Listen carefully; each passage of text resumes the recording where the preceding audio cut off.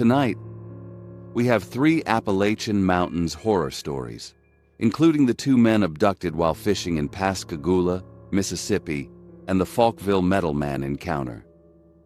But first, we begin with a 1989 paranormal incident in Alabama. I am the Shadow Teller. Let the nightmare begin.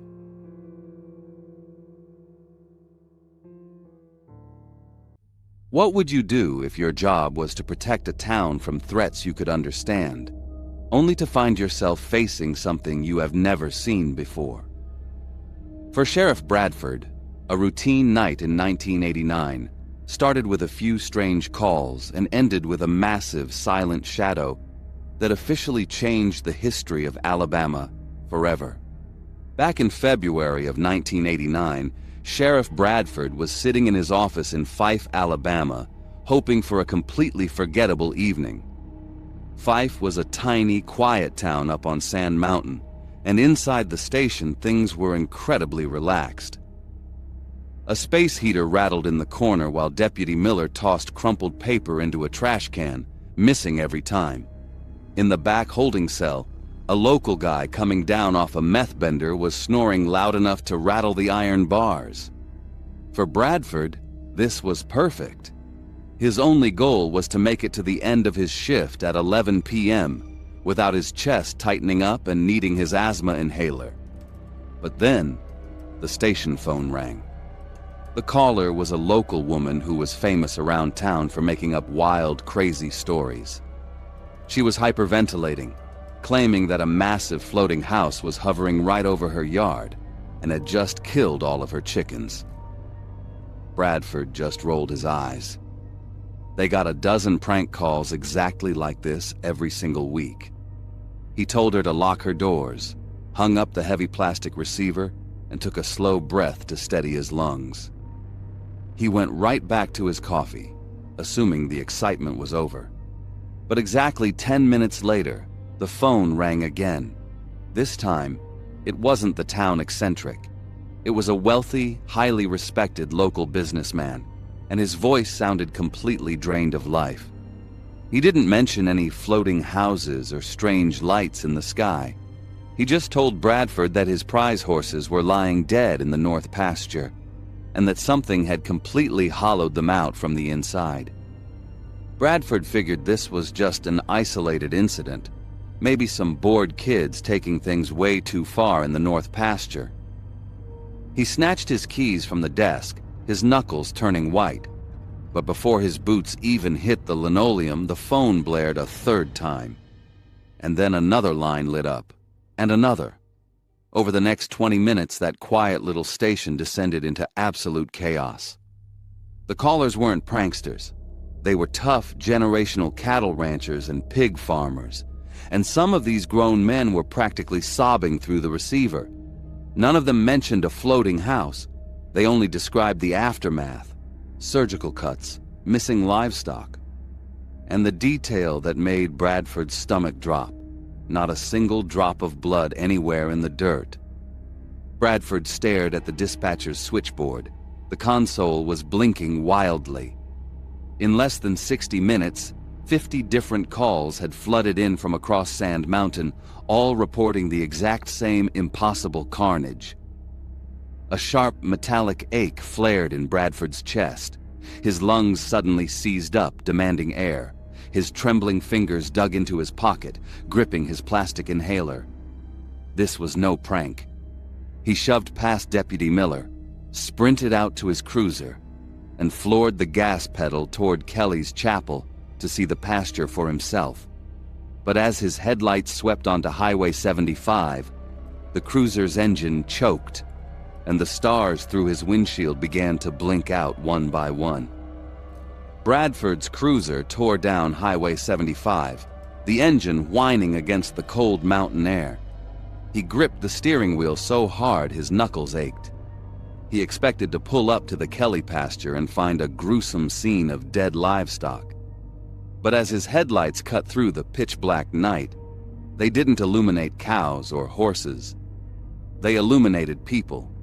Over 50 local residents lined the shoulders of the two-lane highway. They weren't panicking or running. They just stood there in the freezing dirt, heads tilted back in a silent, dead-eyed trance, staring straight up at the sky. A freezing chill shot down Bradford's spine, making the hairs on his arms stand straight up. He slammed on the brakes, sending the cruiser skidding to a halt. He practically kicked his door open and stepped out onto the asphalt. He followed the crowd's gaze, tilting his head back to look just over the jagged tree line. What hovered up there in the darkness was something so impossible, Bradford would never be able to fully explain it to anyone for the rest of his life. A massive, charcoal-colored geometric shape blocked out the stars. It was a perfect triangle, easily the size of a football field, drifting right over the pines. 3 blinding white lights anchored the corners, with a deep, pulsing red glow radiating from the center. It moved as slow as molasses, casting a heavy, suffocating shadow over the highway without making a single sound. Bradford lunged back into his cruiser and grabbed the radio mic to scream for backup. But the second he mashed the call button, all of his communications were swallowed by a wall of dead static, followed immediately by a piercing, high-pitched screech that felt like ice picks driving straight into his eardrums. Bradford threw the screeching radio mic onto the passenger seat and slammed his foot on the gas. He tore his cruiser away from the staring crowd, chasing that massive, suffocating shadow as it drifted slowly toward a dark, jagged ridge at the edge of town. The sheer size of the thing swallowed the tops of the pine trees, completely blocking out the moon. His chest felt tight, his breath coming in short, freezing gasps. Every survival instinct in his body screamed at him to turn the car around and run away. But he couldn't. A heavy, hypnotic mix of pure terror and impossible amazement pulled him forward like a magnet. Caught in this terrifying trance, he crested the hill, cut his headlights, and killed the engine. The cruiser coasted to a silent stop in the pitch-black gravel. He held his breath, staring up through the windshield. The craft just hung there in the cold air, a geometric hole punched right out of the stars. The red light in the center pulsed, thick and heavy. But then, without a single sound, the light simply blinked out. There was no sonic boom, no trail of fire shooting into the atmosphere. The massive triangle was just gone. The mountain was swallowed by absolute, terrifying silence. Bradford dug his nails into the steering wheel, his lungs burning for air as a fresh wave of panic hit his chest. He cranked the engine and spun the tires back toward town. He needed to get back to the station immediately to document every single detail, completely unaware that his office had already been visited by an entirely different kind of nightmare. Bradford slammed his cruiser into park and burst through the front doors of the station. His chest heaved as he practically dove toward his desk. He needed that yellow legal pad where he had frantically scribbled down the names and locations of those 50 livestock mutilations. But his hands slapped against bare wood. The pad was gone. His coffee mug was gone. He reached for the heavy plastic phone to call the state troopers, but his fingers grabbed empty air. The entire phone had been violently ripped right out of the wall, leaving frayed wires dangling from the drywall. The rattling space heater was shut off. The holding cell in the back was dead silent. Even the snoring man was missing. The entire station had been stripped bare. The back door clicked open. Deputy Miller and the dispatcher stumbled inside from the alley. Their faces were chalk white, and Miller's hands were trembling uncontrollably. He stammered that a black van had pulled up just 2 minutes after Bradford left. 3 men claiming to be federal agents walked in, flashed badges, and completely sanitized the room, taking every piece of evidence. A cold knot of dread twisted in Bradford's stomach. He rushed to the back room, grabbed the emergency line, and frantically dialed the state attorney general's office. But the moment the operator picked up and Bradford shouted the words Fife and Triangle, The line let out a sharp metallic click and went completely dead.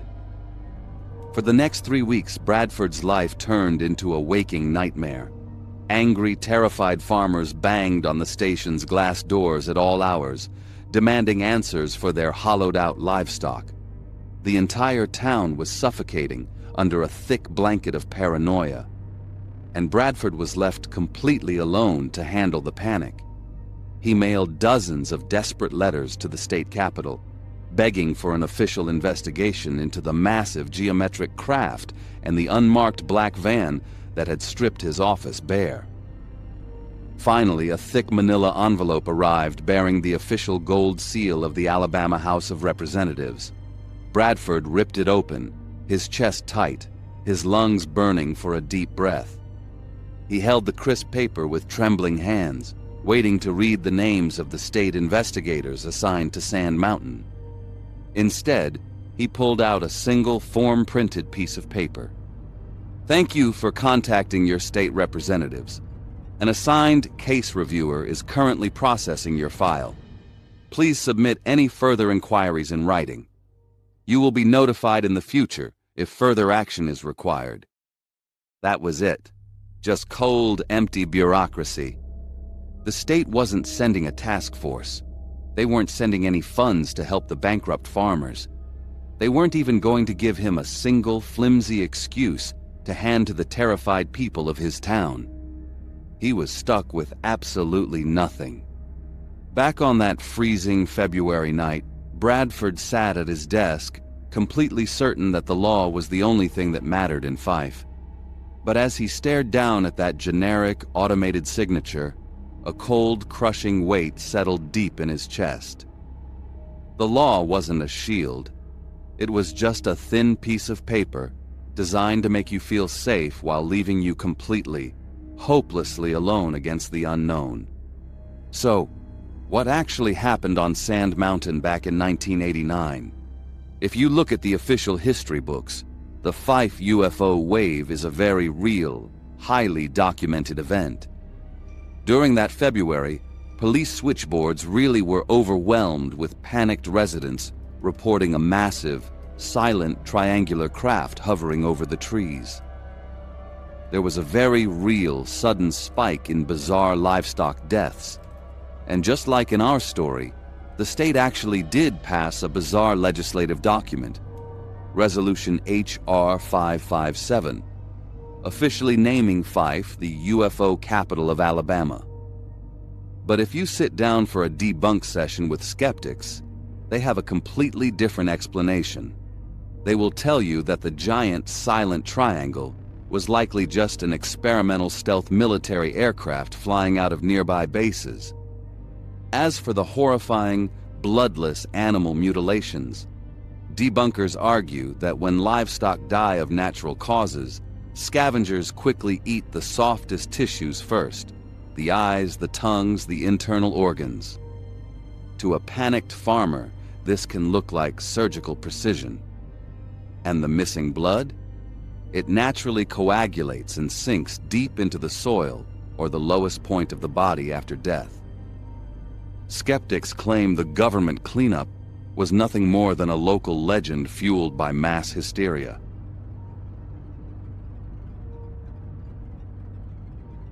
What would you do if you saw something on a dark drive that you knew no one would ever believe? For Officer Jeff Grewell, a quiet Tuesday night in 1973 started with answering a cry for help on patrol and ended with a nightmare that changed his life forever. In the isolated Appalachian foothills of Falkville, Alabama, a typical Tuesday night meant deep, heavy silence. By 9 o'clock, the porch lights clicked off, leaving the rural dirt roads completely swallowed by the dark woods. For Officer Jeff Grewell, a normal October shift in 1973 usually involved chasing a stray cow out of a pasture or telling teenagers to put out a bonfire. It was boring, predictable police work. Tonight felt exactly the same. Thick gravel crunched loudly under his cruiser's tires. A caffeine tremor from 4 cups of cheap, burnt station coffee rattled his hands against the steering wheel, heavy bags dragged down his eyes. His optimism for the badge was fading. He just wanted to finish his patrol and go home to his kids. But suddenly, a massive shape exploded out of the tree line. It slammed hard into the passenger door. The heavy steel cruiser rocked violently on its suspension. A gigantic man, easily 6'5" and nearly 300 pounds, beat his bare fists against the glass. It was a local guy, known around Falkville for being completely deaf. The panicked man clawed at the window. Terrified, choking sounds ripped from his throat. Grewal grabbed his heavy metal flashlight and stepped out into the freezing air. He braced himself to find a smoking, wrecked car in the ditch. But the young man did not point toward the road. Instead, he jabbed a shaking finger 100 yards deep into an empty, pitch-black field, where a glowing, impossibly still silver shadow waited in the dark. Grewal stepped away from the idling cruiser. The freezing Alabama wind bit right through his uniform. He marched toward the pitch-black field with a steady, confident stride. His metal handcuffs jingled sharply against his leather belt. The thick, sweet smell of rotting autumn leaves choked the cold air. Thin fingers of white mist crawled across the wet Appalachian grass. He pointed his heavy flashlight into the dark. The bright beam slammed into a human-shaped figure. A tall man wrapped completely in a crinkled silver aluminum foil suit stood frozen in the dead weeds. A 6-inch metal stick poked straight up from the top of its head. Grewal stopped exactly 40 yards away. Assuming it was just a confused teenager or someone pulled over with car trouble, he kept his voice entirely friendly. He called out into the night, asking if the man needed any assistance. Absolute silence. The silver figure did not flinch. Grewal marched 10 yards closer. He raised his voice just enough to be heard over the wind, politely asking again if the guy was injured and offering to lend a hand. Still nothing. Not even the sound of heavy breathing. Grewal closed the gap to 20 yards.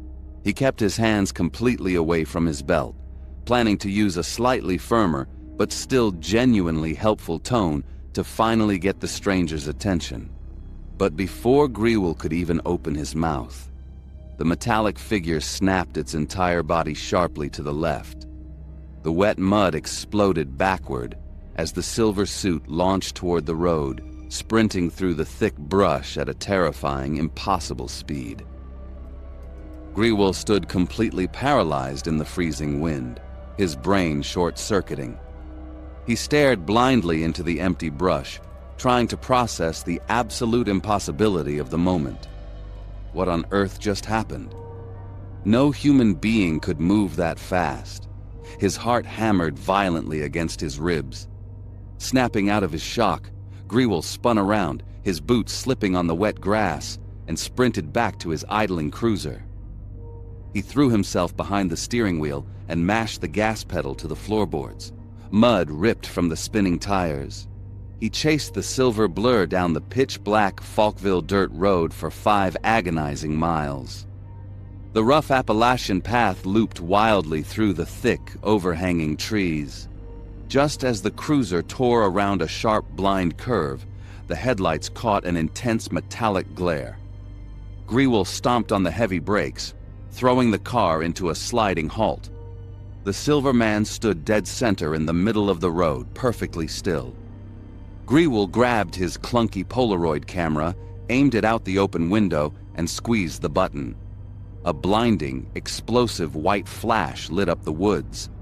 That kind of point-blank light would instantly blind any living person. But the creature did not even flinch. Instead, it lunged directly at the cruiser at an impossible speed, stopping mere inches from the hot metal hood. The harsh headlights illuminated the creature's head up close, revealing a terrifying, unnatural detail that made Grewal's heart completely stop. Pure, suffocating panic flooded Grewal's chest. He snapped a second blind Polaroid into the dark, dropped the heavy camera onto the seat, and mashed the gas pedal back to the floorboards. Thick Alabama mud ripped from the spinning tires as the heavy cruiser fishtailed wildly down the pitch-black dirt road. The dashboard speedometer needle climbed fast, passing 40, then hitting exactly 50 miles per hour. The screaming V8 engine echoed through the isolated woods.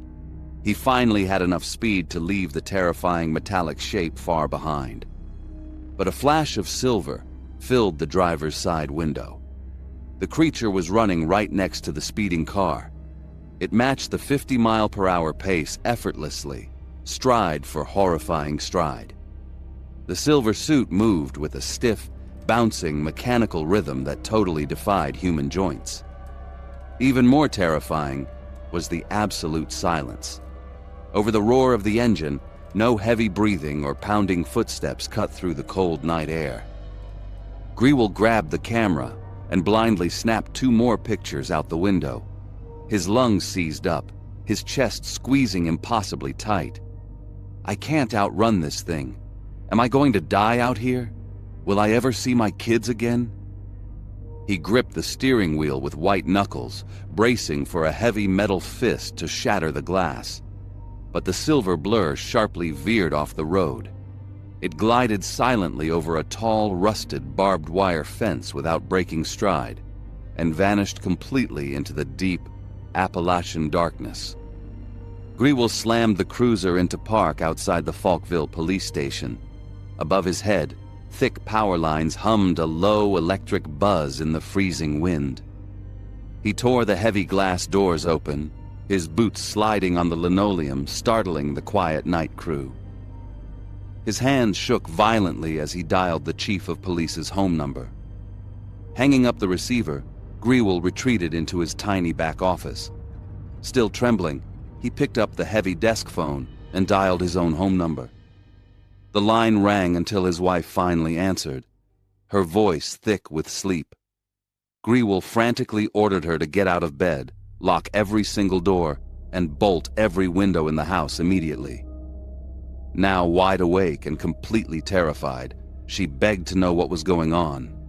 He refused to explain, simply insisting she do exactly as he said before slamming the receiver down. His uniform was soaking wet from a cold sweat and the freezing Appalachian mist. He dropped the 4 blurry Polaroids onto his metal desk and stared blindly at them. He sat down and rocked back and forth in his creaky chair. Pure, paralyzing shock gripped his chest. He was completely speechless, his mind spinning wildly, totally unsure of what to do next. 20 minutes later, the chief stormed through the station doors. He was absolutely furious about being dragged out of bed at 2 in the morning for what sounded like a drunken teenage prank. But as the chief leaned over the desk and stared down at the photos, the angry red color drained completely from his face. His skin turned a sickening ash gray. He looked up, his voice dropping to a harsh whisper, and demanded to know if Grewal had shown the pictures to anyone else in town. Grewal shook his head no. He quickly rattled off every impossible detail: the thick mud, the dead silence, the 50-mile-per-hour mechanical sprint. But instead of laughing or calling him crazy, the chief marched straight to the front of the building and slid the heavy iron deadbolts into place. Today, skeptics still try to explain away the Falkville Metal Man. People claim it was just a bored teenager pulling a prank under the county streetlights. They say the kid must have ordered a thick, aluminized fire entry suit from a catalog and waited in the dark woods for a police car to drive by. But basic history and pure logic proved that theory completely impossible. In 1973, those industrial fire suits weighed a massive 80 pounds. No human being could wear that kind of crushing weight and sprint 50 miles per hour through thick Appalachian mud, or glide silently over a barbed wire fence. The ultimate terrifying proof lies in those 4 blurry Polaroids. Grewal took the second picture from mere inches away when the creature lunged at the cruiser's hot metal hood. An industrial fire suit has a bulky helmet, a thick glass visor, and a heavy breathing apparatus. But the bright white camera flash illuminated something totally different. The Polaroid captured a completely smooth, featureless silver head. No eye holes, no seams, no human face hidden underneath. Skeptics simply cannot explain that photograph. Officer Jeff Grewell began his Tuesday night shift simply wanting to believe in the law. He trusted that a shiny badge and a hot cup of coffee could fix any normal problem. Most of all, he just wanted to finish his boring patrol and go home to his kids. Unfortunately, he got exactly what he wished for. After that freezing October night, the bizarre sighting completely ruined his life. The local town and the national media turned Grewell into a massive laughingstock. The police force made him resign, claiming the wild publicity embarrassed the department. Shortly after he lost his badge, his family home mysteriously burned straight to the ground. The crushing stress of the mockery, the lost job, and the arson finally broke his marriage apart, ending in a painful divorce. Grewell began that shift just wanting to go home to his kids, but instead, the memory of that faceless silver mask cost him his career, his house, and his family. He learned the hard way that a shiny silver badge cannot protect the people you love from a world that isn't normal at all.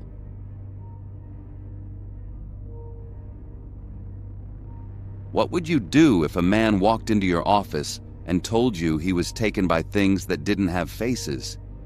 You'd think he was crazy, until you looked into his eyes and saw the same terror you'd feel if you were looking at your own grave.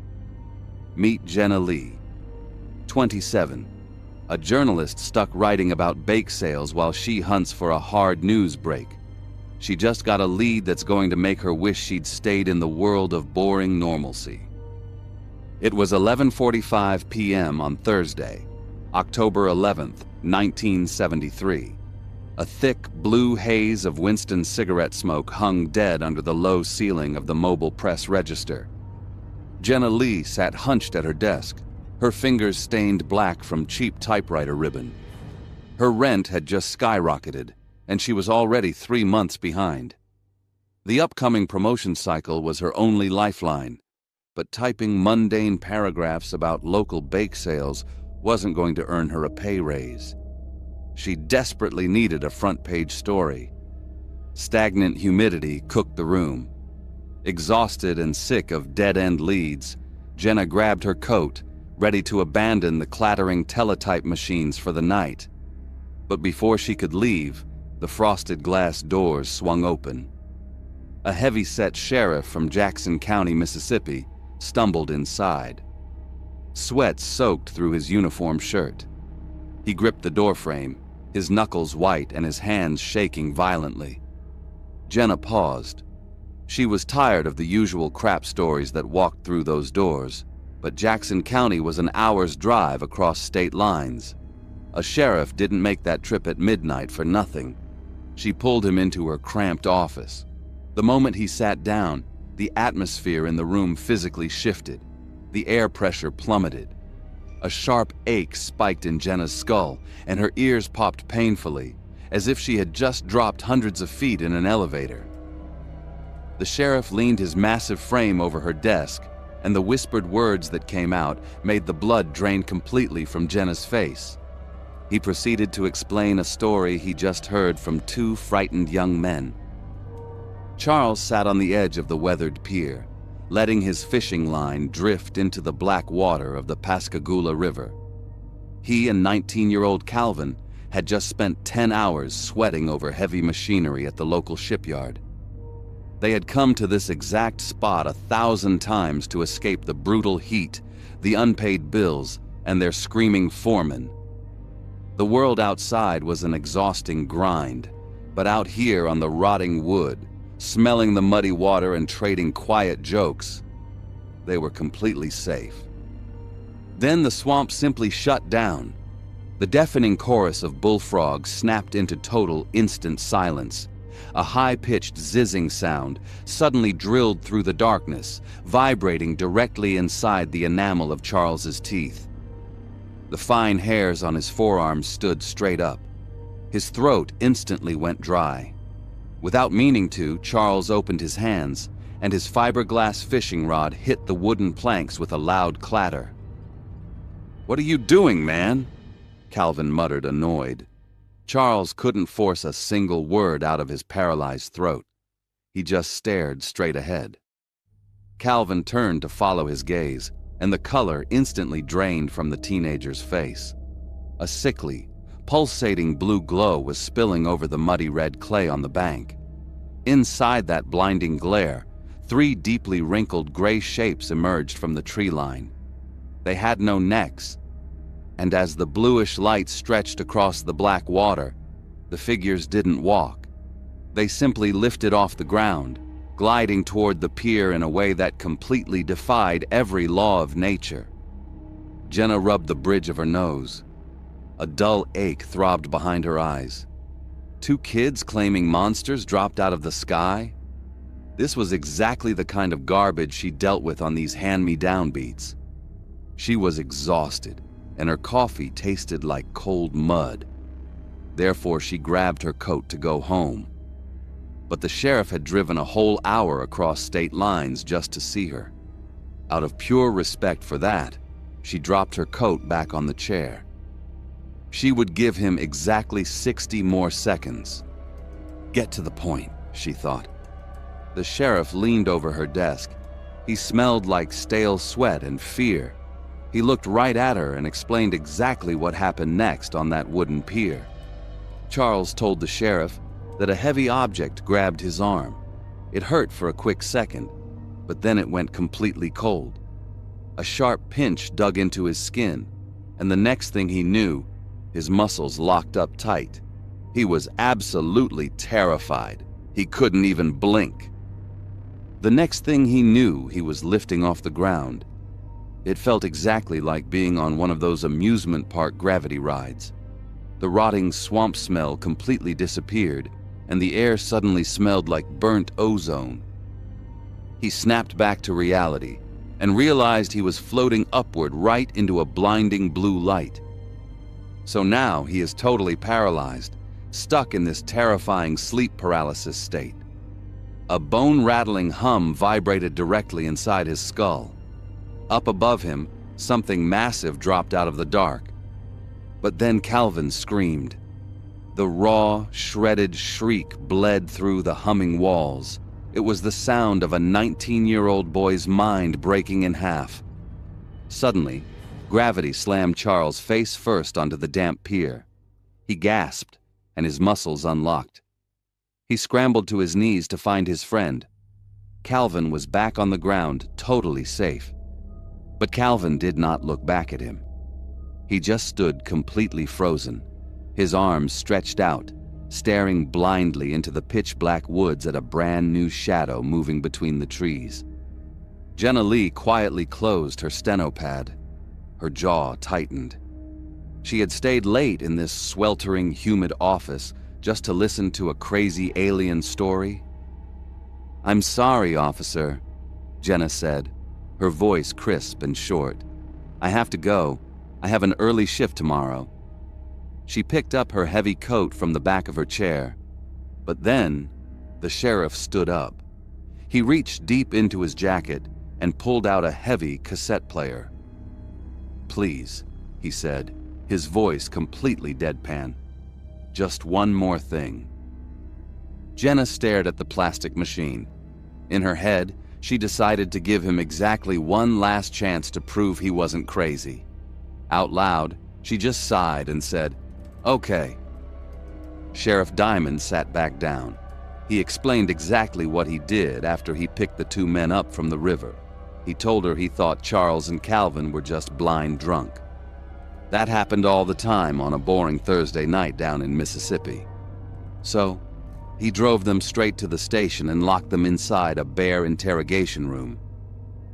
He shoved a cheap cassette recorder under the metal desk, hit the red button, and walked right out the door.